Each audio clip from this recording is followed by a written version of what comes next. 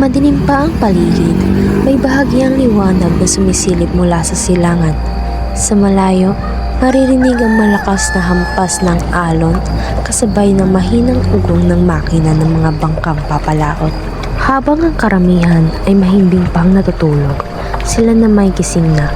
Nagsisimula ng ihanda ang lahat para sa isang araw ng pagsubok, pangamba at pag-asa. Sa gitna ng malawak at misteryong dagat, sa pagitan ng pagsikat at paglubog ng araw, dito nakataya ang buhay ng mga mangingisda. Sa bawat paglalayag, dala nila ang pag-asang may mahuhuling isda. Sapagkat sa dagat nakasalalay ang kanilang kabuhayan, ang kanilang kinabukasan. Ito ang kanilang mundo, buhay sa laot. Isang kwento ng pagsisikap, sakripisyo at walang hanggang pag-asa.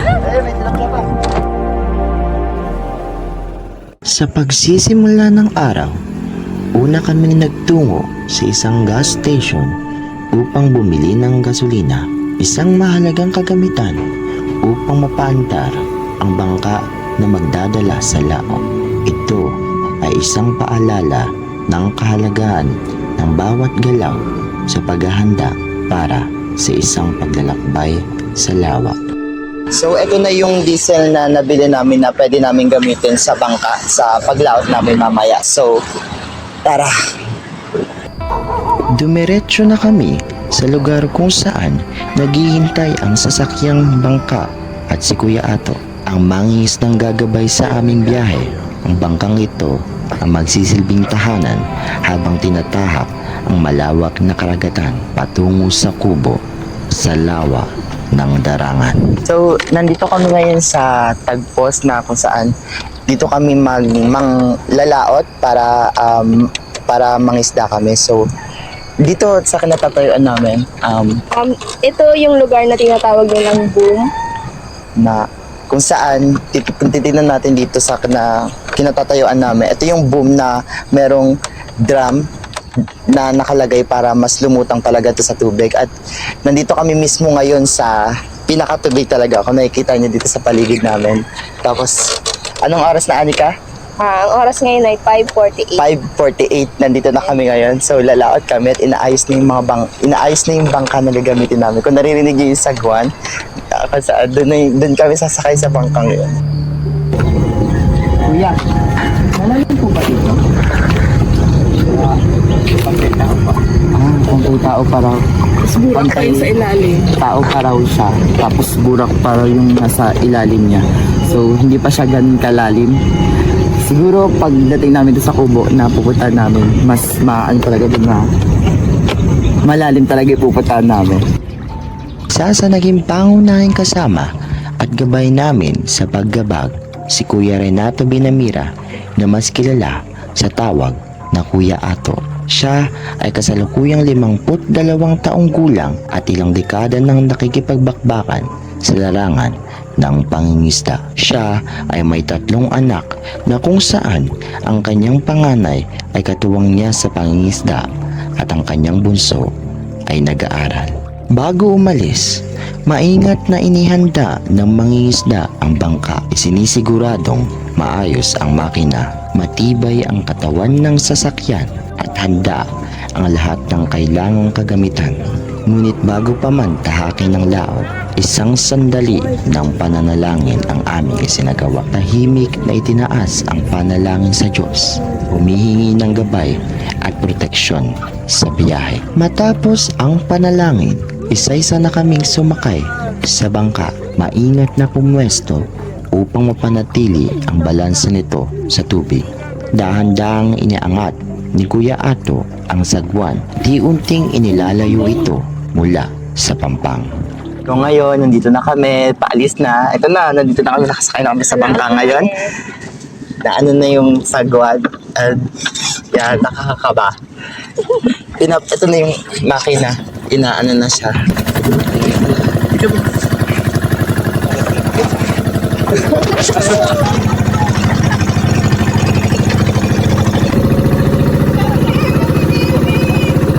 Ang ingay ng makina ay sumabay sa malamig na simoy ng hangin at ang malumanay na hampas ng alon sa katawan ng bangka.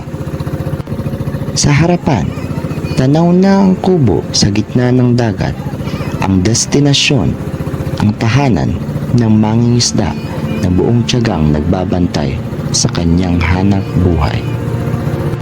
Pagkatapos ng aming mahabang paglalakbay sa malawak at mapayapang karagatan, sa wakas ay nakarating na kami sa kubo na nakatayo sa gitna ng tubig. Ang kubo, bagamat payak at yari sa kahoy, ay nagsisilbing kanlungan ng mga mangingisda na buong tiyagang nagbabantay sa kanilang hanap buhay. So ngayon nandito na kami sa kubo dito sa may darangan at ang karaniwan sa mga residente ng Tagpos, ang pangunahin nilang trabaho upang masustentahan ng kanilang buhay ay ito nga ay yung pangingisda. Makikita nyo naman dito. So ngayon, tatanungin natin at titingnan naman natin kung ano yung pangkaraniwang ginagawa nila dito sa kuboan. Hindi lang sa kanilang trabaho, kundi sa pangkaraniwan nilang pamumuhay. Katulad nung pagsasaing, pagluluto nila at paghugas ng mga pinggan. So makikita nyo dito yung nagsisilbi nilang kusina. Ito yung mga tubig nila na inumin. Sabi nila kumukuha sila dun sa tabi and pati na rin sa panligo. And dito naman yung hugasan nila ng mga plato. Ito yung sabon, yun yung mga kaldero, ganyan. Then, ito naman, siguro dito sila kumukuha ng mga kuryente nila para sa gabi. And ito yung solar nilang ilaw para sa gabi. And ito yung radyo na ginagamit nila upang, syempre, para maging libangan na rin, ganun. So dito makikita naman natin yung mga stock nila ng pagkain. Ayan. Ito meron diyang patis. And ito yung mga tuyo nilang nahuhuli na hipon and isda, ganyan.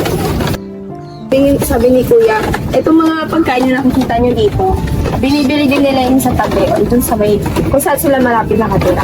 So ngayon, nagluluto na si Kuya ng pagkain nila para mamayang tanghalian at magsasangag sila ngayon ng kanin.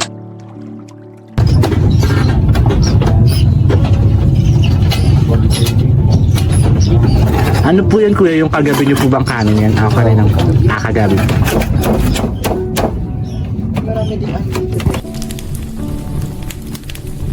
So, eto.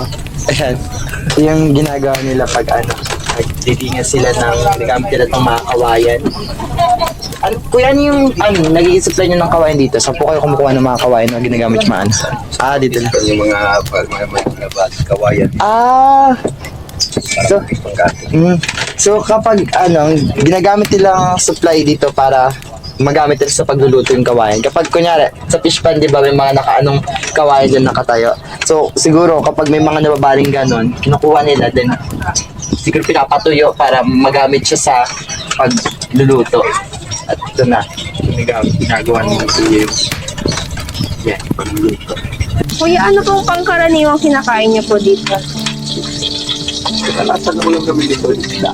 Isda po. Ano pong mga luto ng isda yung ginagawa niyo po dito? May paksiw, may prito, may kasigang.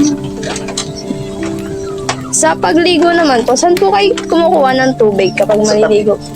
Dito lang din po. Kukuha ka ba? Doon po. Kukuha meron sa ano? Doon po. Kami yung mga hotel. Tapos dadalhin niyo po dito.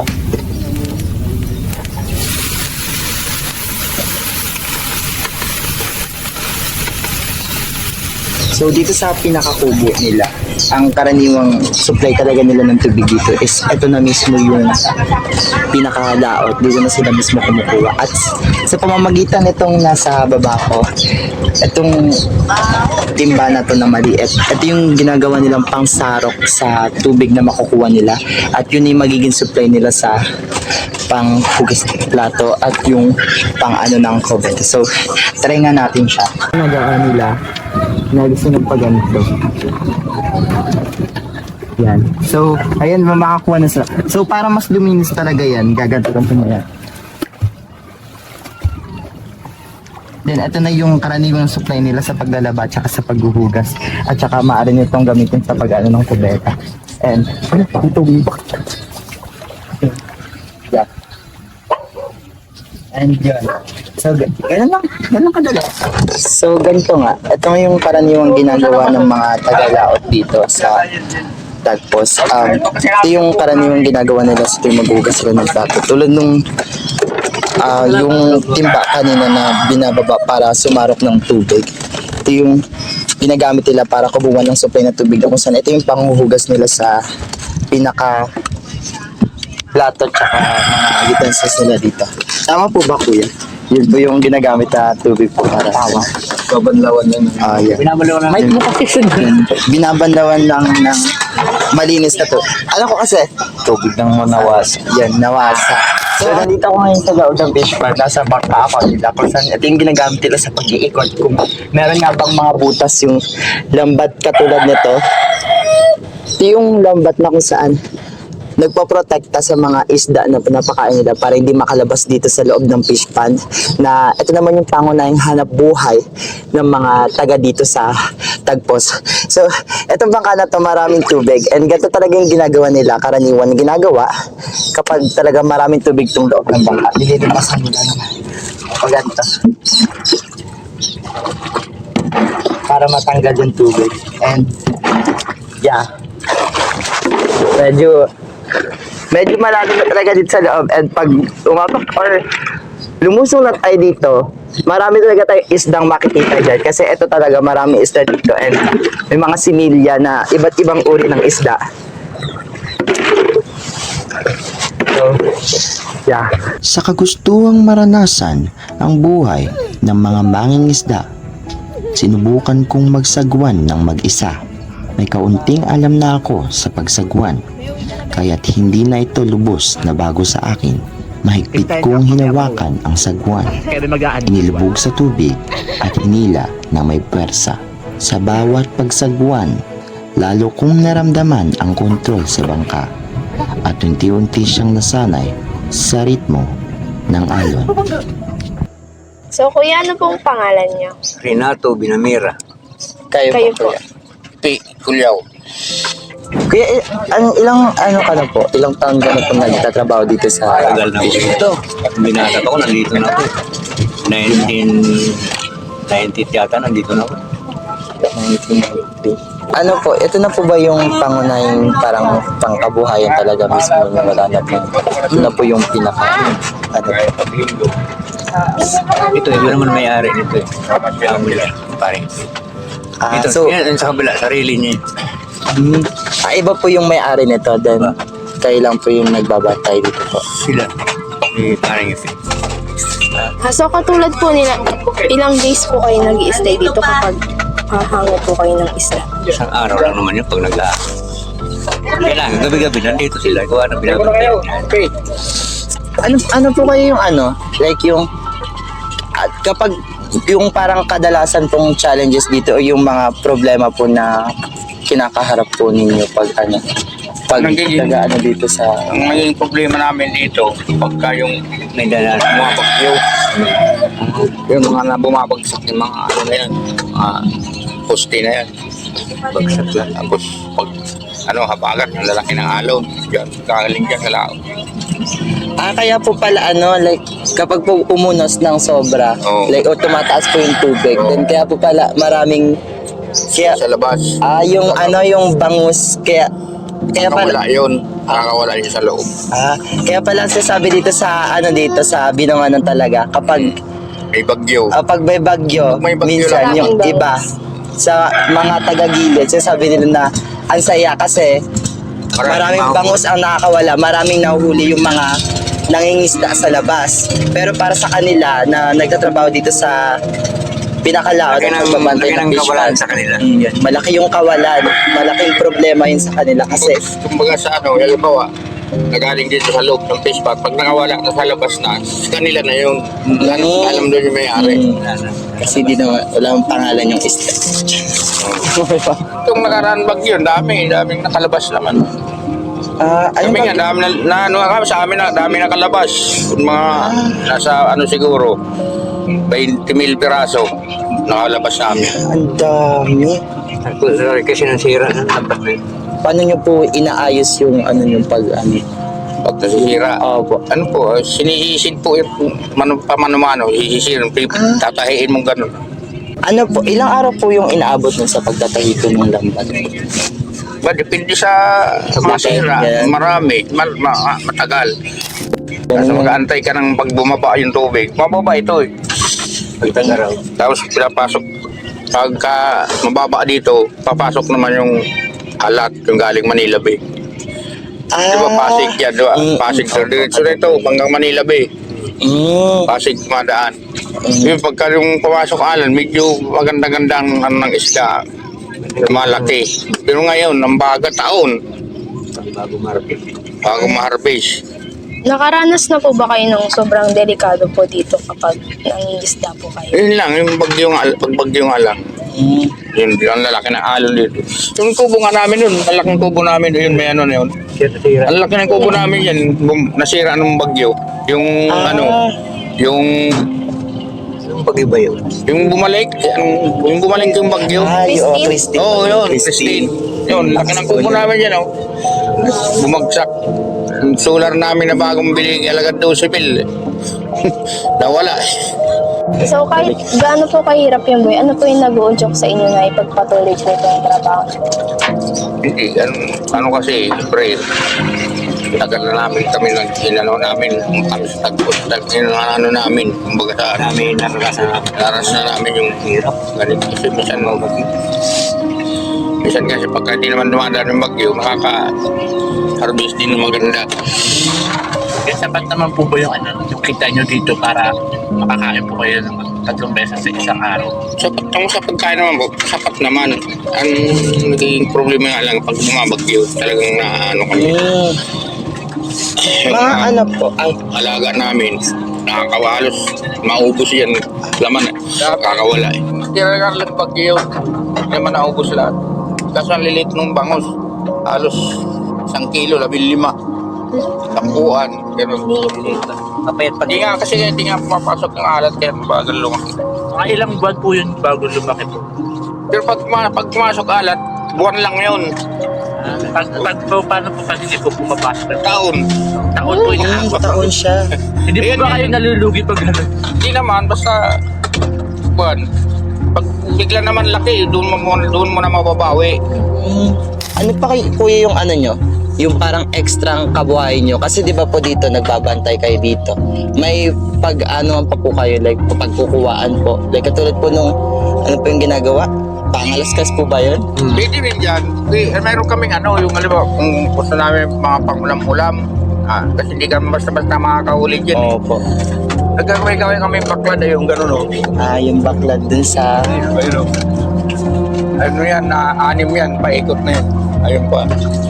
Daan, pag pumapasok dyan, yung isda sa labas. So, ito yung ano pala nila, yung parang extrang kabuhayan nila dito. Bukod sa pagbabantay ng fish pond, kung pang-ulam lang naman ng usapan talaga, dito sila kumukuha. Meron silang pagkukuhaan yung pangalaskas. Then, pwede rin dito sa Skylab ba to? Alam ko English na Skylab.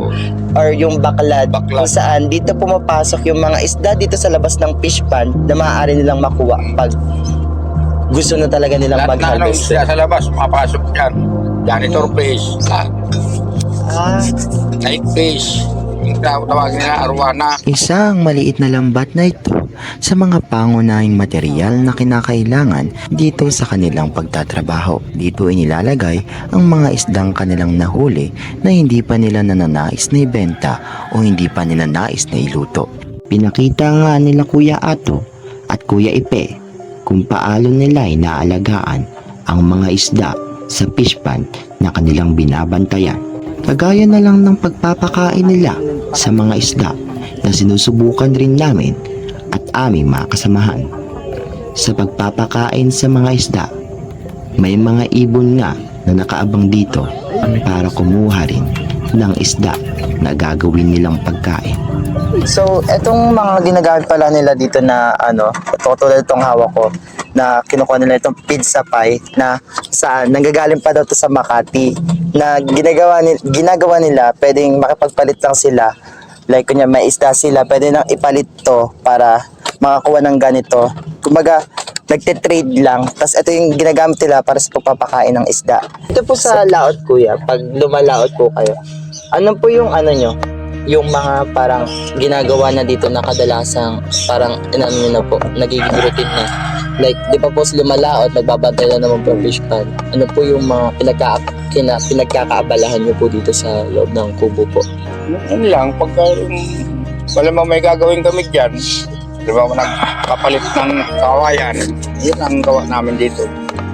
Ngayon ito, kinasipan. Kaya ito, kaya ginagawa namin ito. Kasi inabot ito nung pagtaas ng tubig eh, dati.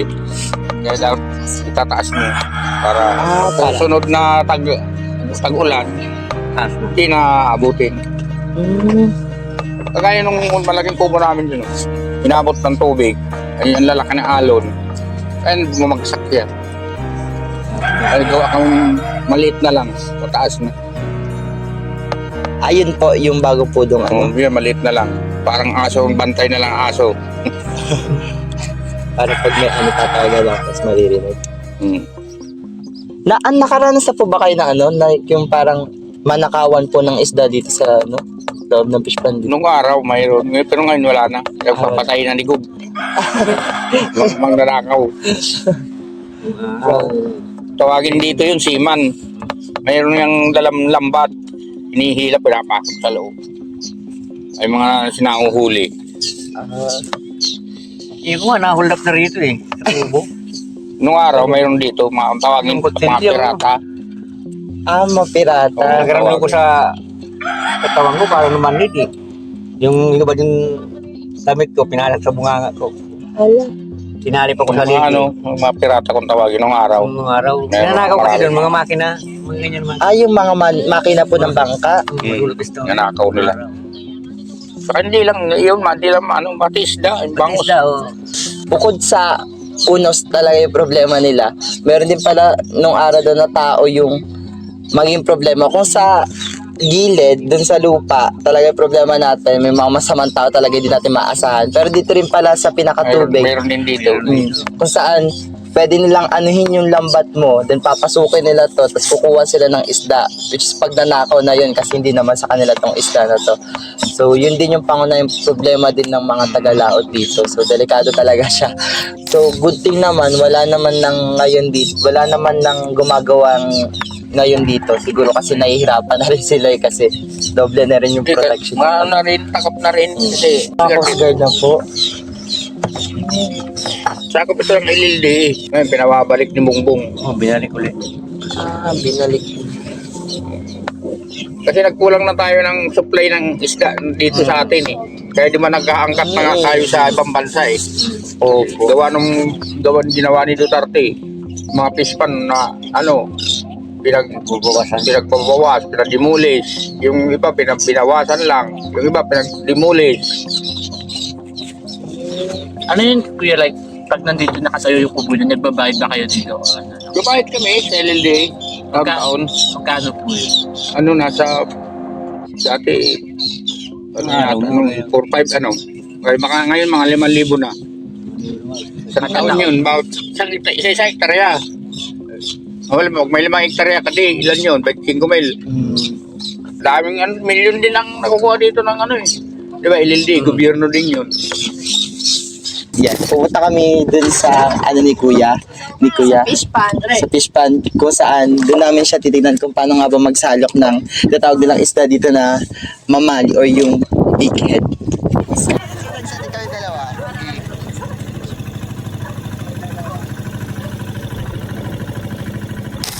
Ayan, ito yung tatawag nilang ayan, yun yung tatawag nilang baklad na yung saan papasok yung isda sa labas.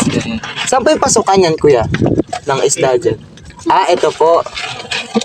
Itong nasa gilid, ito makikita natin. Ito yung pasukan ng isda galing dito sa labas. Saan papasok sila dito? Ang lalaki ng isda, ito yung mga mamali. Hindi mo tinubigan. Ayan, yung tatlo. Ayan, yun, nalaglag na yung tatlo. Ay, 4 pala. Uy, tumatalon pa siya. So, 4 na...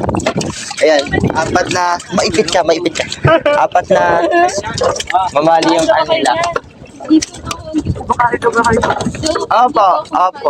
Ito po yung ito po ba yung sabi nilang pinamalansang isda?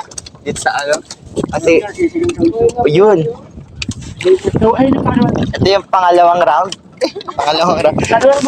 So, ito yung ginagamit yung parang, ano pong tawag dyan sa lambat na yun yung ginagamit po? Yung may hawakan. Salok. Yun yung pansalok para makakuha ng isda dito sa Skylab. Ayan. So, gamit nila yan. Hala, lumalaban pa siya.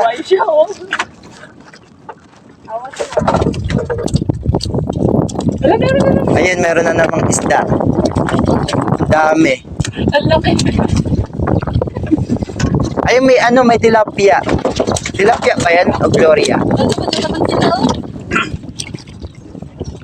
Kung lumapit ka sa ano, para hindi ka marang sa... Bitaw. Ayan, may tilapia. Para hindi ka marang Ano pong pinagkaiba ng Gloria sa tilapia po? Yun, Shanghai. Sarap niyan. Oo. Yan.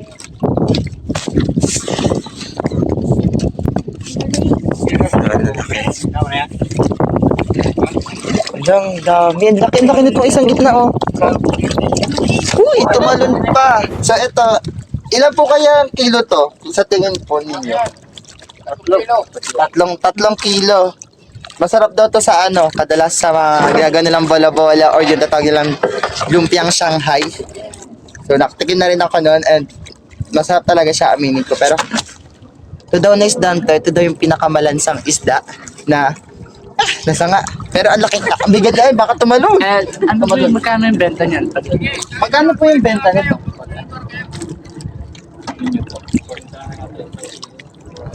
Kawarenta. Magkano po yung inaabot niyo po? Sa ano nila, paninisid ng asawa ko, minsan kumikita sila sa pinandalit. Kada sisid lang po. Tapos yung benta-benta. Yes. Yung mga pagkakuha nila galing kasi. Sa ano po, minsan dito sa may darangan, sa may tulad.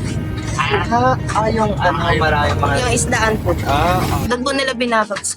So, itong pinag-aanuhan nilang fish pond na to is, ito yung pinagtrabaho nila kasi meron talaga silang tamo dito na naanuhan sila para bantayan tong pinaka-fish pond na to, yung isda na laman nito. Then, kapag oras na ng hanguan, depende sa kung saan yung sagana talaga yung isda, yun na yung tinatransport papuntang Britil dun sa pinaka-binangonan yung anuhan ng isda. Pinaka-transportation talaga. Ngayon, since nandito kami sa Laot, pupunta naman na kami sa pinakagilid kung saan yun, doon na yung pinakalupa talaga yung maapakan natin. Kung saan na natin siya maapakan mismo. So dito diba tubig. So ngayon oras na ng gilidan, nakikita nyo naman, pupunta na kami sa bangka para gumilid doon sa pinakalupa. So tara. Sa malayo pa lang ay tanaw na namin ang lupa na habang tumatagal ay palapit ng palapit hanggang sa di nagtagal ay amin ring narating. Sa likod ng bawat isdang ating kinakain, may mga kwentong hindi natin palaging naririnig. Kwento ng pagsisikap, determinasyon at pagmamahal sa buhay ng bawat maglalaot. Sa dulo ng lahat, isang bagay ang tiyak. Ang pangingisda ay hindi lang trabaho, kundi ito ay isang dedikasyon para sa lahat. Isang aral na nagtuturo ng tiyaga, pakikiisa, at pagpapahalaga sa biyayang ibinibigay ng kalikasan. Ako, si Anika Gashmin Tuarez. At ako si Kevin Masicampo. At ito, ang PIC, isang dokumentaryo tungkol sa mga bayani ng ating karagatan.